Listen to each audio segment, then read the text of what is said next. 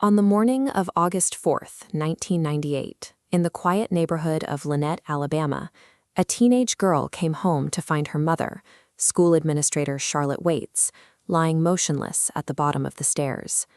When police arrived, the front lawn was a scene of total distress. They found the victim's husband, acting Mayor Barry Waits, hyperventilating and suffering a severe panic attack as officers began to secure the home. Inside, the initial evidence pointed to a tragedy. The contents of Charlotte's purse were scattered across the foyer floor, suggesting a home invasion that had turned violent. This was the household of a prominent political family, a pillar of the community suddenly shattered. But as investigators looked past the mayor's public grief, they found that the reality inside the house was far more deceptive. Lieutenant Richard Carter quickly spotted inconsistencies in the robbery theory. While Charlotte's purse had been dumped out, her cash and credit cards remained completely untouched in her wallet. There were no signs of forced entry at any window or door. It appeared Charlotte had simply recognized her visitor and let them into the kitchen herself. The violence used was chillingly personal. The killer hadn't used a weapon brought from the outside. Instead, they had grabbed the strings on the neckline of Charlotte's own blouse and used them to strangle her.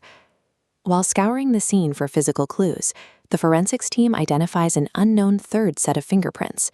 These prints didn't belong to any member of the Waits family, providing a potential lead to an outside attacker. The lack of a theft and the intimate nature of the murder weapon shifted the investigation. This was no longer a random break-in. It was a targeted, personal hit. Barry Waits took on the role of the helpful, grieving husband, pointing investigators toward two men he claimed had motives to harm his wife. The first was Dave, their daughter's rebellious boyfriend. He had a criminal history and a well-known volatile relationship with Charlotte, who had tried to ban him from the home. The second was Charlotte's cousin, Wayne. The two were currently locked in a bitter legal battle over a valuable inheritance of family land, a dispute that Barry claimed had reached a breaking point. Routine police work dismantled both leads.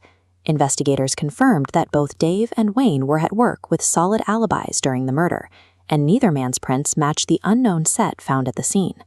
By following the husband's helpful tips to their natural conclusions, police eliminated the only logical suspects, leaving the case at a total standstill. The high-profile nature of the murder triggered a massive public response, and the police department's tip line was soon overwhelmed by the community. The tip line essentially weaponized the town's gossip. For every useful lead, there were a dozen fake confessions and wild rumors that forced police to waste thousands of hours chasing ghosts across state lines. This mountain of dead ends killed the momentum of the investigation. With no remaining leads to follow, the case of Charlotte Waits went cold for 3 years. The investigation suffocated under the weight of this small-town noise, stalling for years as the truth remained buried under the static. In 2001, the case resurfaced. The break investigators needed didn't come from a new forensic discovery, but from Barry's own daughters. They revealed a hidden reality. Mayor Barry Waits was drowning in secret, massive personal debt. On the day she was killed, Charlotte had planned to settle the inheritance dispute by giving half the land to her cousin. This settlement would have permanently cut off Barry's access to the property's full value. Barry's motive was desperate math. Killing his wife stopped the land settlement and triggered a massive life insurance payout to erase his debt. But because Barry remained a suspect, the insurance company withheld the funds, leaving his debts dangerously unpaid.